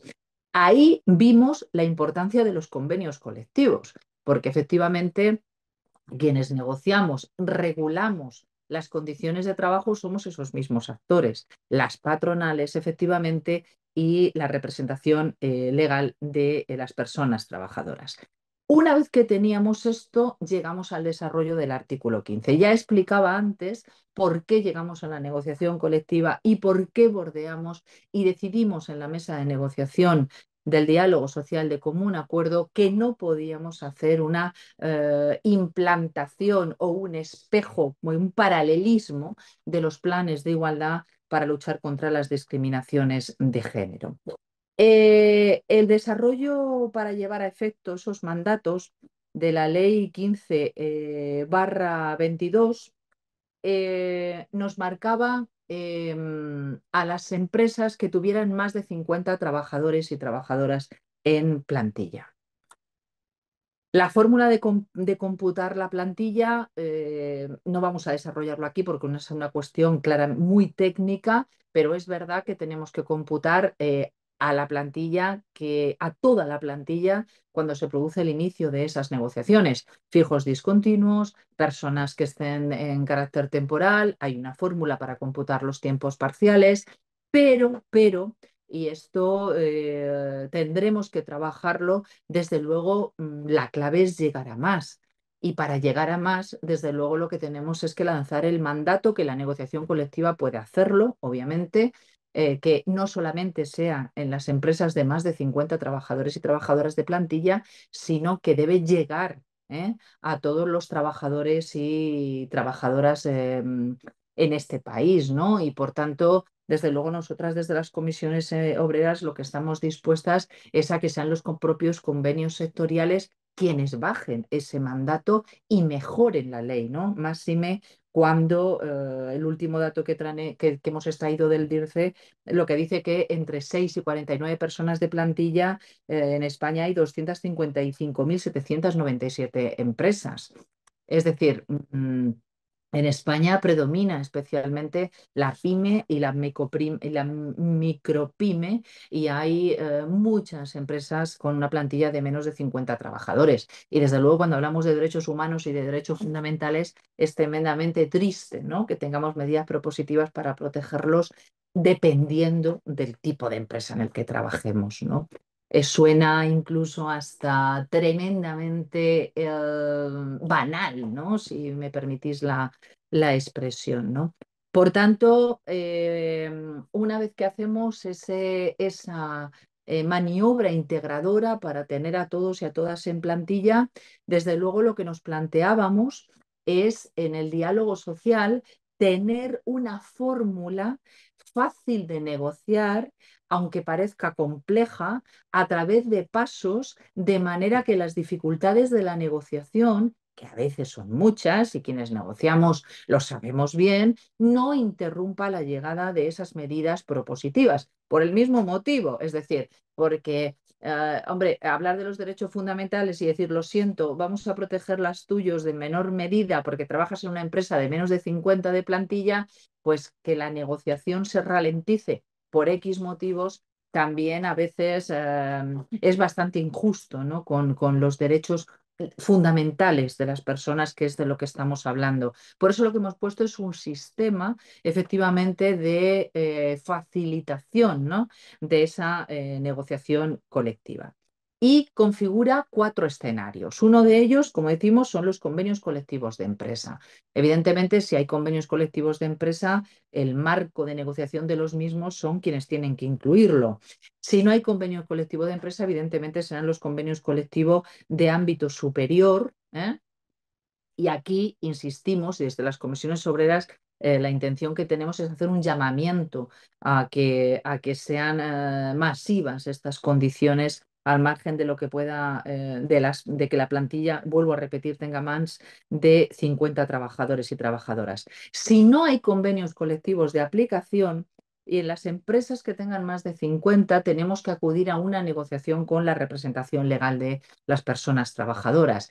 ¿Qué pasa si no tenemos convenio colectivo de empresa, si no tenemos convenio colectivo sectorial aplicable, aunque bien es cierto que esto es tremendamente difícil porque en España la tasa de cobertura de la negociación colectiva es inmensa, desde el 90 y muchos %, no quiero decir el pico para no equivocarme, ¿no? Pero la tasa de cobertura es muy grande, pero puede darse el caso y que además no tengan representación legal. En este caso, en esas empresas de más de 50, hay que, quien tiene que negociarlo es una comisión sindical, como sucede en el caso de los planes de igualdad, compuesta por los sindicatos mayoritarios. Y ya veremos qué pasa si la negociación por plazos, por cuestiones anejas a la misma, se trunca y no llega a negociar estas medidas, que es lo que puede suceder.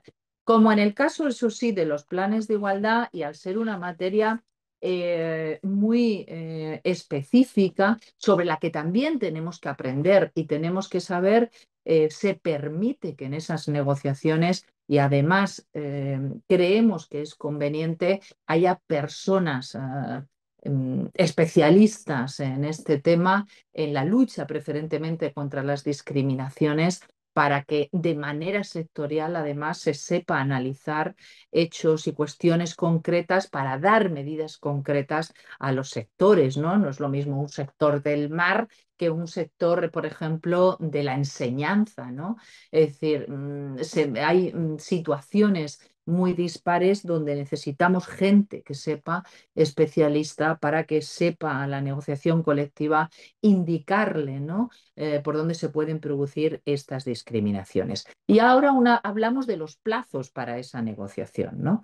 En el caso de los convenios colectivos, tanto los de empresa como los convenios colectivos sectoriales, lo que hemos suscrito y el acuerdo era que había que iniciar el procedimiento negociador en el plazo de 3 meses para todos esos convenios colectivos desde que entre en vigor el Real Decreto, que insistimos, el Real Decreto no ha sido publicado todavía, con lo cual yo agradezco además al Consell que nos adelantemos tanto y que ya empecemos a manejar y que cause, ¿no? Eh, bueno, pues que cause interés, ¿no? Este tema. Pocas veces nos hemos encontrado que haya asuntos que hayan sido tan trabajados y tan estudiados antes incluso de la publicación del Real Decreto. Bien, como decimos, se inicia el procedimiento 3 meses después de la entrada en vigor de ese Real Decreto. En las empresas que carezcan de convenio colectivo y de representación legal, que es el caso en el que tenemos que ir las centrales sindicales y las patronales mayoritarias, para iniciar el proceso tenemos un plazo de 6 meses, porque entre otras cosas hay que formalizar una comunicación que sea escrita, que sea correcta y demás. Y hay una novedad importante, y es que si en el plazo de 3 meses, desde que esas negociaciones se inician, no hemos llegado a un acuerdo,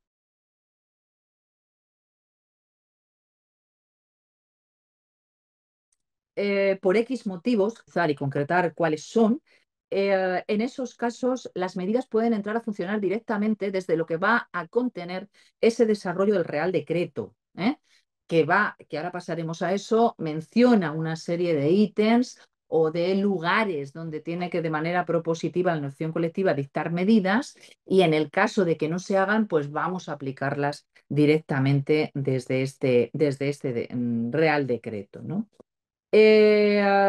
Mm, ¿Cuál es el contenido de estas medidas LGTBI? Como ya digo, lo prioritario es acudir al sector y acudir a las circunstancias concretas que pueden dar lugar a procesos LGTBI fóbicos y que pueden dar lugar a que las personas del colectivo LGTBI no se encuentren seguras o entiendan que hay situaciones que les impiden, y no solamente que les impiden, sino que no les ayudan en esa acción propositiva que decimos en pro de la igualdad, que tenemos como mandato directamente desde la ley, remover, ¿no?, esos obstáculos para que las personas del colectivo LGTBI puedan mostrarse, ¿no?, como son.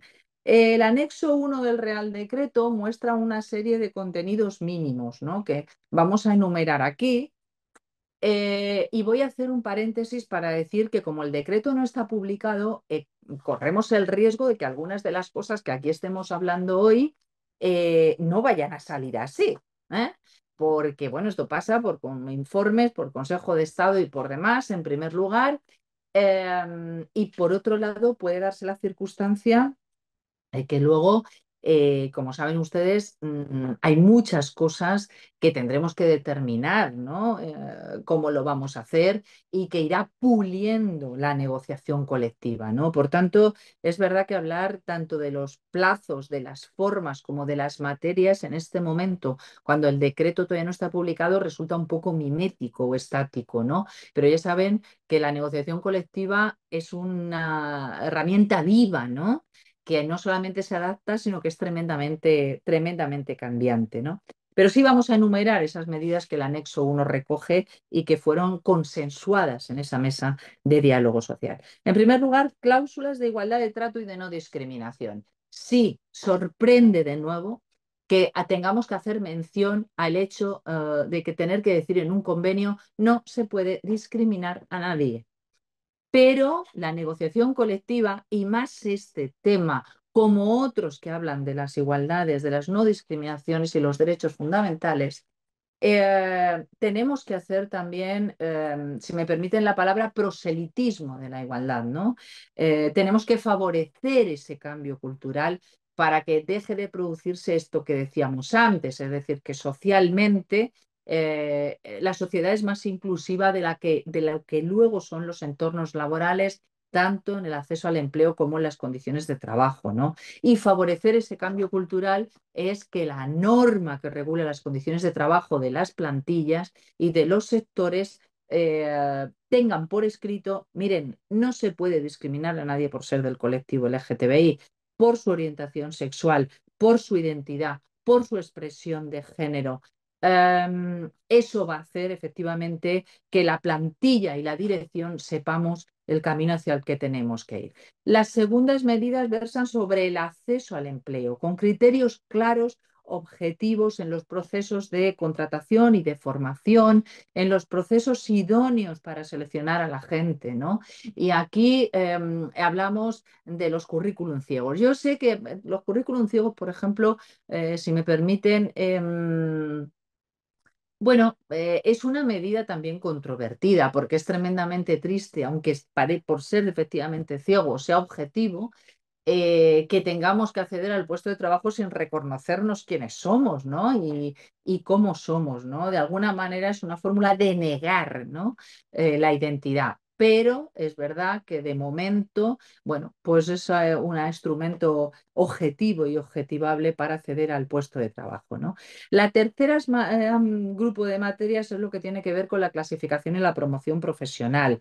Bueno, se mencionan esas dos cuestiones en el propio decreto.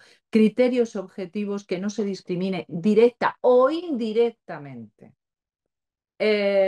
para la promoción profesional, ¿no? Y estos criterios de discriminación indirecta los conocemos bien las mujeres, ¿no? Que estas discriminaciones indirectas, poniendo objetivos y poniendo criterios absolutamente que no pueden cumplirse por determinadas personas, es una forma, ¿no?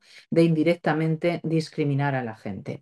El cuarto grupo de medidas tiene relación con la formación, la sensibilización y el lenguaje, porque sí, las palabras son importantes, el vocabulario es importante, las fórmulas para llamar a la gente, a las personas, con el nombre sentido, por ejemplo, son importantes. Tenemos que generar con el lenguaje una cultura de la diversidad en los centros de trabajo, ¿no? No está de más que en ese proceso de formación, desde las comisiones obreras ya lo estamos haciendo, luego lo explicaré, es decir,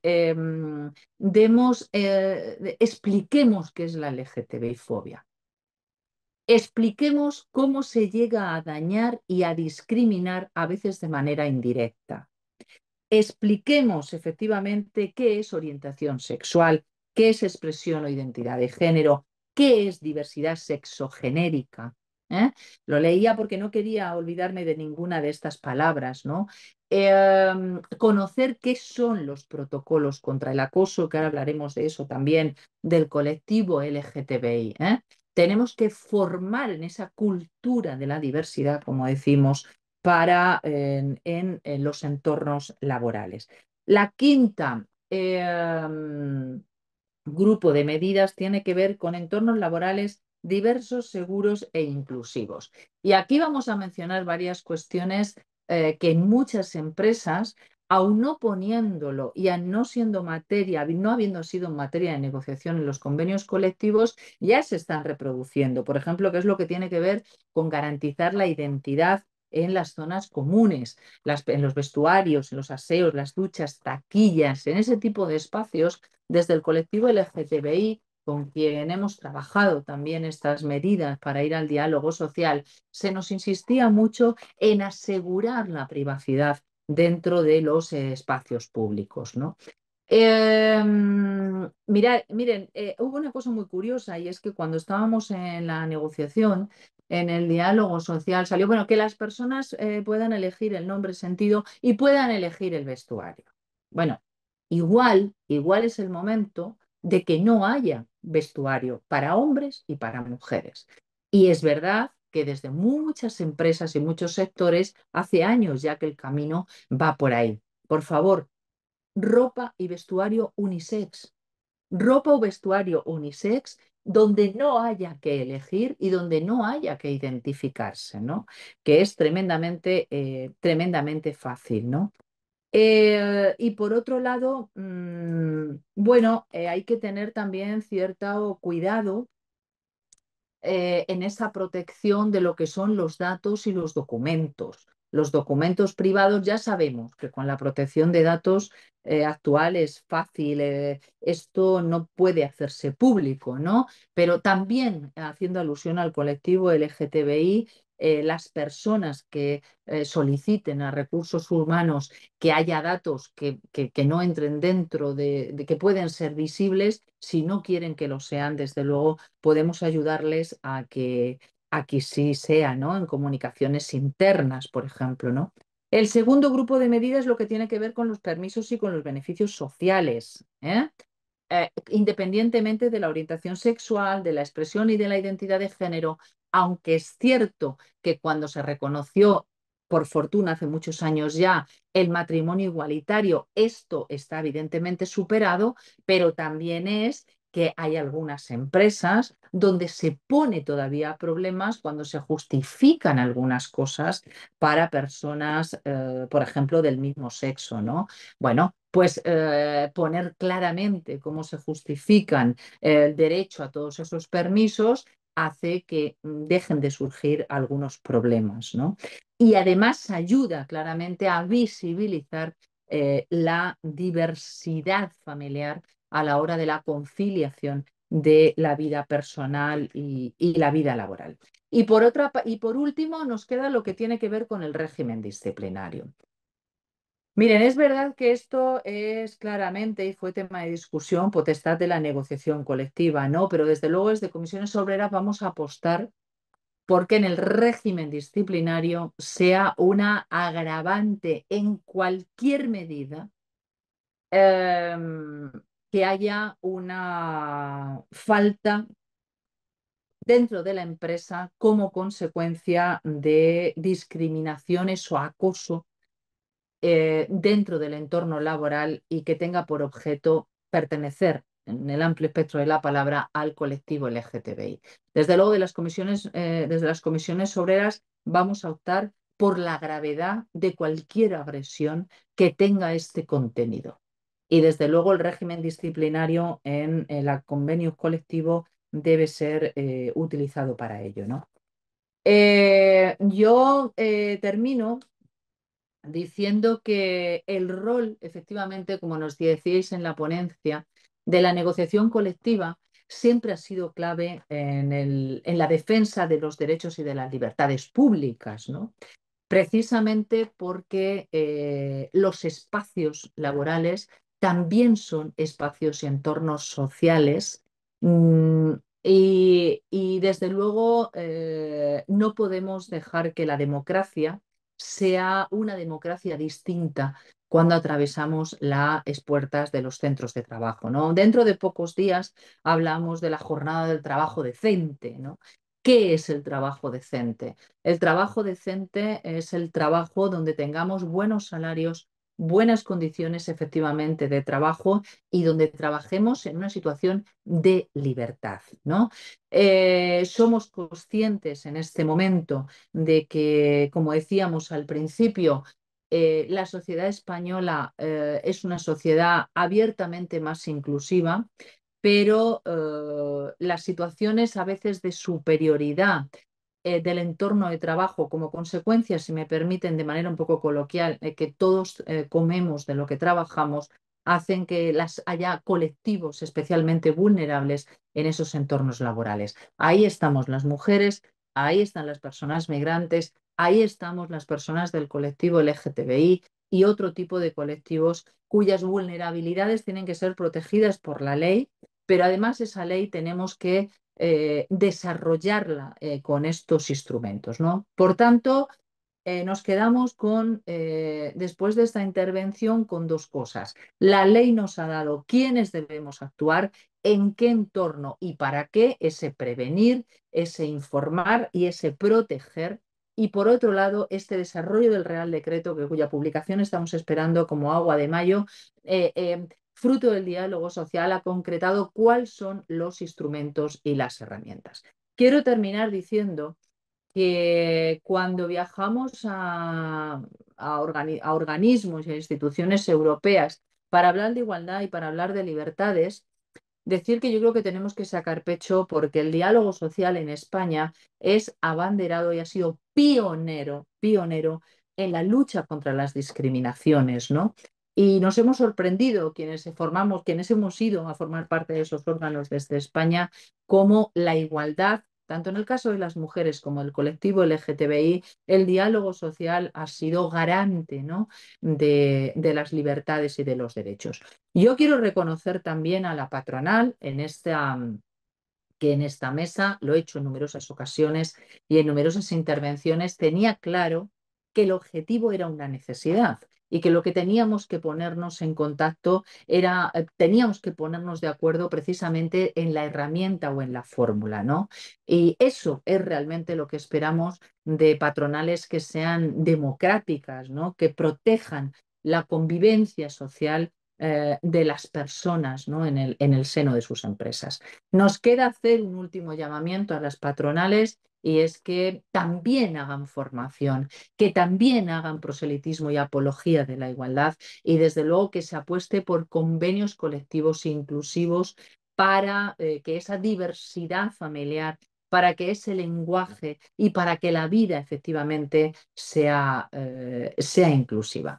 Y yo aquí termino, por si queréis que tratemos o hablemos de alguna otra cosa. Y mil gracias por tener la oportunidad una vez más de hablar de derechos y libertades desde el Consell. Muchísimas gracias, Carolina. De verdad, muchísimas gracias. Y quiero empezar diciendo que comparto tu visión sobre la situación del diálogo social aquí en España. Como secretaria del Consell de Relacions Laborals de Cataluña he podido compartir espacios con otros consejos tripartitos en España y todos trabajamos en pro de unas mejores condiciones para los trabajadores y trabajadoras y para también tener unas empresas más competitivas. Creo que aquí en Cataluña, además, lo digo muy tranquila, podemos sacar pecho. Tenemos alineados, como has dicho, también a la patronal totalmente en estos temas, por supuesto a los sindicatos, y esta ponencia responde a la necesidad que tenemos de estar preparados aquí en el Consell porque deseamos ayudar a las empresas a la efectiva implantación de esta normativa. Te agradezco la contextualización con la que has empezado, tan clara, de esta diferenciación, ¿no?, que entre la sociedad, lo que responde la sociedad y lo que luego encontramos en el entorno laboral, que también hemos detectado, y por la explicación de las estrategias que se han visto obligado el colectivo a adoptar en el entorno laboral y que no desea nadie. La imposibilidad, ¿no?, del paralelismo entre planes de igualdad, que esto creo que también debe de quedar muy clara, y el abordaje de esta otra materia. Y, por supuesto, la importancia de la negociación colectiva. El convenio colectivo sectorial pienso que, como has dicho, tendrá una importancia fundamental, sobre todo porque abarca a todas estas empresas que no disponen de otra cobertura. Esta gran cobertura que tenemos aquí en España, además que también has mencionado, hace que creamos que estas situaciones en que no hay convenio colectivo sean pocas, pero también es cierto que a mí se me plantean dudas, y esto también es personal, sobre cómo van los convenios colectivos a abordar en este espacio de tiempo dicha tarea. Bueno, también digo que lo que hablamos es de 3 meses para iniciar la negociación. Iniciarla. de 3 meses para llegar a esas medidas, que estamos hablando de un plazo de 6. Y luego, por otro lado, estamos hablando también, por eso queríamos dejar claro que, bien, si estamos negociando, llegan esos 6 meses y no hemos llegado a un acuerdo, vamos a aplicar medidas directamente por parte, tienen ese mandato las patronales desde el decreto, lo que no significa que la negociación colectiva termine, ¿no? Y la importancia, la solvencia y el mantenimiento y el ímpetu, porque esa negociación colectiva fructífera, o sea, sea fructífera, perdón, eso tiene que nacer de quienes estamos ahí en las mesas de negociación, ¿no? Entonces, nosotros desde quienes estamos en la organización o en las responsabilidades sindicales, desde luego haremos un llamamiento y nosotras ya estamos desde Comisiones Obreras haciendo formación antes de que llegue el decreto, haciendo documentos que nos sirvan de manera rápida e inmediata para empezar a trabajar, ¿no? Y yo creo que además el hecho de que haya materias sobre las que haya necesariamente que tener medidas nos va a facilitar mucho. Es decir, hemos corregido desde el diálogo social en lo que hemos podido, ¿eh? Se ha intentado corregir, se habrá conseguido unas veces en unos momentos, lugares sí y en otros no. Es decir, los errores que arrastran los planes de igualdad, donde estábamos teniendo una negociación en algo tremendamente ambicioso, tremendamente novedoso, que es pionero y un ejemplo en toda Europa de cómo se negocia contra la discriminación haciendo diagnósticos concretos, pero es verdad que ha tenido ciertos problemas de gestión. Incido en que no comparto en absoluto y negaré siempre ese mantra que se extendió de que las centrales sindicales no íbamos a los planes de igualdad. Esto, quienes me conocéis sabéis que yo soy tremendamente clara, igual en exceso. Y esto no es cierto. Es verdad que estamos negociando los planes de igualdad con los propios recursos de las organizaciones sindicales, porque no hemos tenido ayudas institucionales de ningún tipo, en contra de lo que se dice por ahí, pero lo cierto es que era mucho trabajo, ¿no? Por eso hemos querido hacer, si no pasa esto, lo otro, si no pasa esto, lo otro, es decir, hacer una serie de escalones que no se llega, para que la consecuencia de eso no sea que nos quedamos sin medidas para luchar contra la discriminación, ¿no? Es decir, porque es algo tan extremadamente importante. Es decir, miren, cuando yo me he reunido en numerosas ocasiones, no solamente con las personas que pertenecen a comisiones obreras y que abiertamente militan dentro de los colectivos LGTBI, como no puede ser de otra manera, sino yo cuando he hablado con los mismos colectivos, de verdad no podemos imaginar el sufrimiento inmenso detrás de estas personas, que muchas de ellas han vivido a lo largo de sus vidas, de todo tipo, del desarrollo de sus relaciones laborales. Y hay otra cuestión de la que no hemos mencionado, pero que es muy importante, que es lo que tiene que ver con los protocolos contra el acoso, ¿no? Y ojo, pregunta del millón. ¿Los protocolos que ya tenemos en materia de igualdad pueden poner otro trocito que ponga "y para el colectivo LGTBI"? Error, en nuestra opinión. Y creo que esto está consensuado tanto con la UGT, la otra central mayoritaria, con la COE.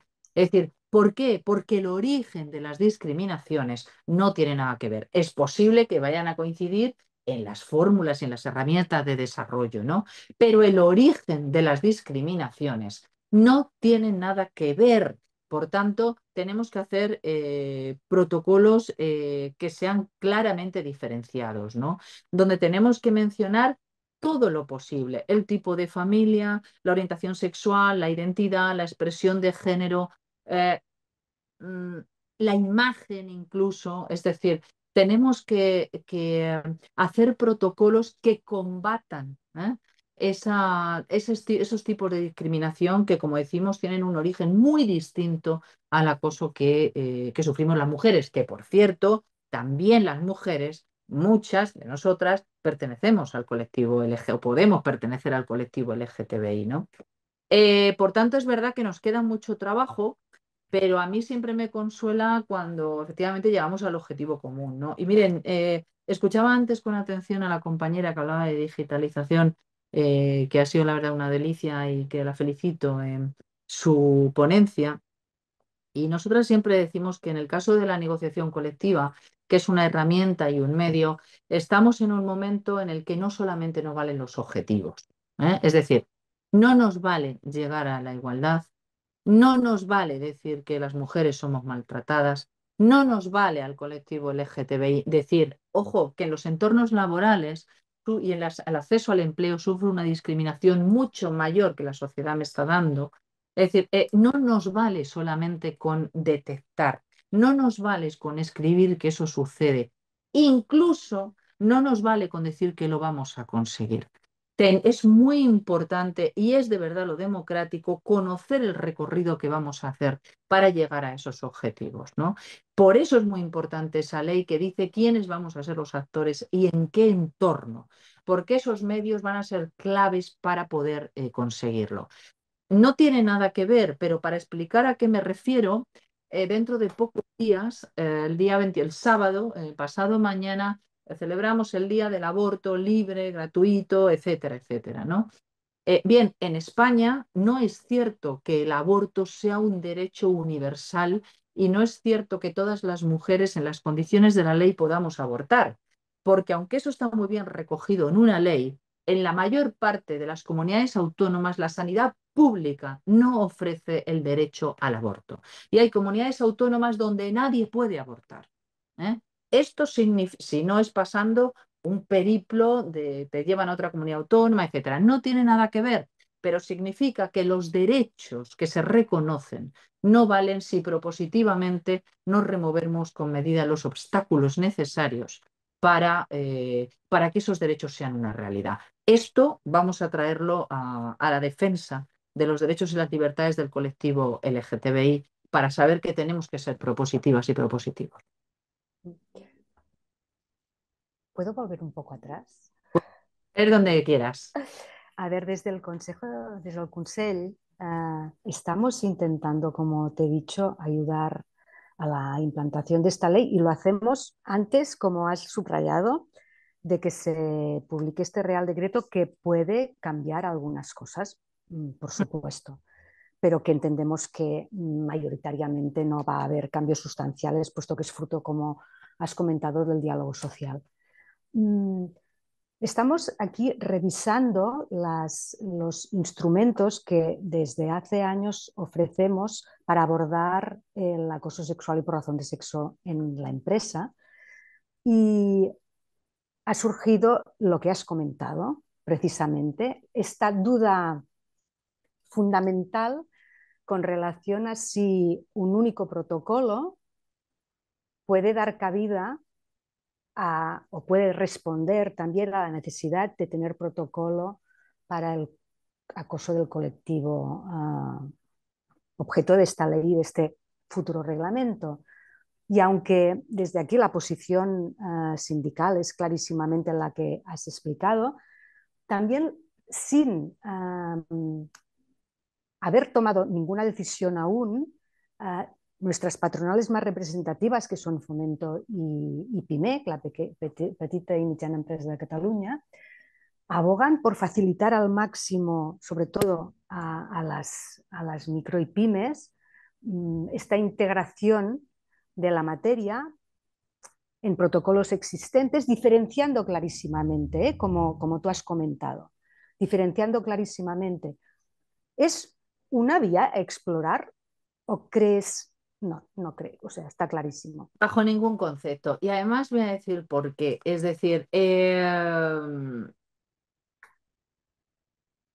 primer lugar, porque, insistimos, el origen de las discriminaciones no es el mismo. Eso está claro. En segundo lugar, las fórmulas de composición de las comisiones, iba a decir negociadoras, de las comisiones que investigan dentro de los centros de trabajo y de las comisiones que al final tienen que emitir un dictamen, no es la misma para unos casos que para otros, en segundo lugar. Y en tercer lugar, sinceramente creo que hacemos un flaco favor, tanto, digo, en esa idea de hacer política de la igualdad, creo que hacemos un flaco favor y quitamos y restamos identidad, es decir, a los acosos y a las discriminaciones que sufrimos las mujeres y que pueden sufrir las personas del colectivo LGTBI. Por lo tanto, yo creo que ni sindicalmente, ni políticamente, si me permitís, ni procedimentalmente es compatible, ¿no?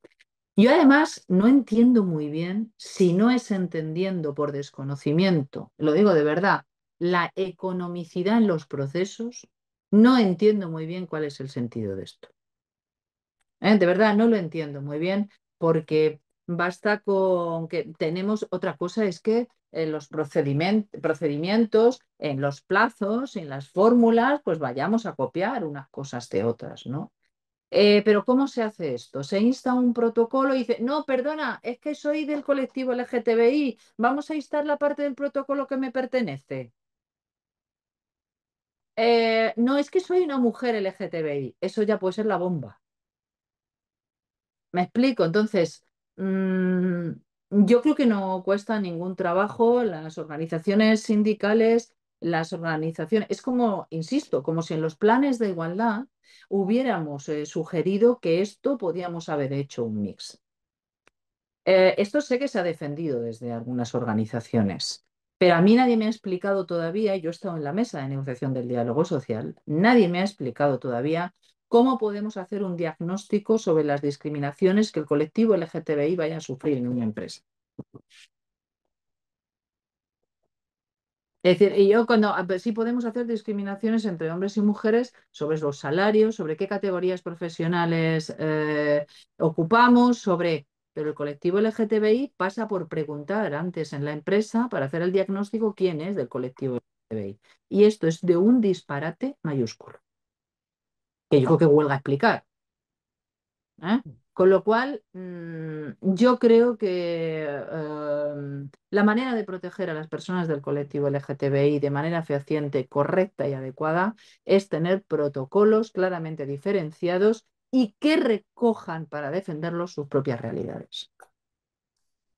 Muchísimas gracias por la claridad de tu exposición, porque es un tema que está ahí y que estamos tratando precisamente en el Consell. No sé cómo agradecerte tus ideas. Tomamos buena nota. Intentaremos avanzarnos al máximo para que cuando salga este reglamento podamos ayudar en la medida de lo posible a este gran trabajo que les viene encima a todos los negociadores y negociadoras de convenios colectivos para integrar esta materia. Y tenemos ya aquí a nuestro secretario de Treball, a qui li passo la paraula d'immediat. Ha estat una sessió molt densa en continguts. Crec que podem dir que ens emportem moltes idees per reflexionar i traslladar des dels nostres respectius àmbits de competència en els dos temes tractats, negociació col·lectiva d'intel·ligència artificial, negociació col·lectiva i protecció dels drets de les persones trans i LGBTI, i, com he dit, per cloure aquesta sessió i també per cloure el tercer cicle formatiu de negociació col·lectiva del Consell de Relacions Laborals, em plau donar la paraula al secretari de Treball del Departament d'Empresa i Treball, Paco Ramos. Quan vulgui, secretari. Com sabeu perfectament, aquesta és la darrera sessió del tercer cicle formatiu de negociació col·lectiva que organitza el Consell de Relacions Laborals i, com bé sabeu, el Consell està integrat per les organitzacions sindicals i empresarials més representatives, per la Generalitat de Catalunya i, en el marc d'aquest Consell, nosaltres hem impulsat aquest cicle formatiu previst en el pla de suport a la negociació col·lectiva. M'agradaria recordar una miqueta els objectius que perseguia aquest cicle, que eren, d'una banda, l'adquisició d'habilitats negociadores, actualitzar els coneixements en matèria normativa laboral, conèixer els criteris de l'autoritat laboral per al control de legalitat de convenis, adquirir alguna experiència pràctica en seu de tècniques de negociació i reflexionar sobre la introducció d'algunes matèries novedoses com podria ser la d'avui, de la intel·ligència artificial o la de la garantia de les persones trans.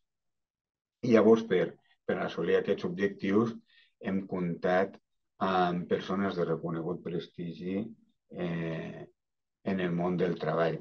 Jo li deia l'altre dia a l'Àngels que m'ha sabut greu incorporar-me la setmana passada perquè m'he perdut la sessió de la Txelo Chacartegui, per exemple, que és una gran amiga i havíem treballat junts a la universitat. Però bé, crec que, en definitiva, el que esperàvem en aquest cicle era, d'una banda, la promoció de convenis col·lectius adaptats a la realitat actual i al context pel que fa a persones, situació del mercat de treball i introducció de les tecnologies. I a construir un model de relacions laborals que les empreses i la població treballadora de Catalunya necessiten i es mereixen, i últimament a contribuir a l'assoliment dels objectius de l'Agenda 2030, principalment pel que fa als ODS de treball digne i creixement econòmic, però també els de salut, benestar, igualtat de gènere, reducció de desigualtats i producció responsable. Des del Consell de Relacions Laborals no deixarem d'abordar aquestes temàtiques i aquestes actuacions i des de ja començarem a treballar en el plantejament del que seria el quart cicle de formació de cara al 25, que, com s'ha fet fins ara, intentarà respondre a les demandes i necessitats del nostre mercat de treball. I, bueno, espero que us hagi estat d'utilitat. Moltes gràcies per haver assistit i seguim en contacte.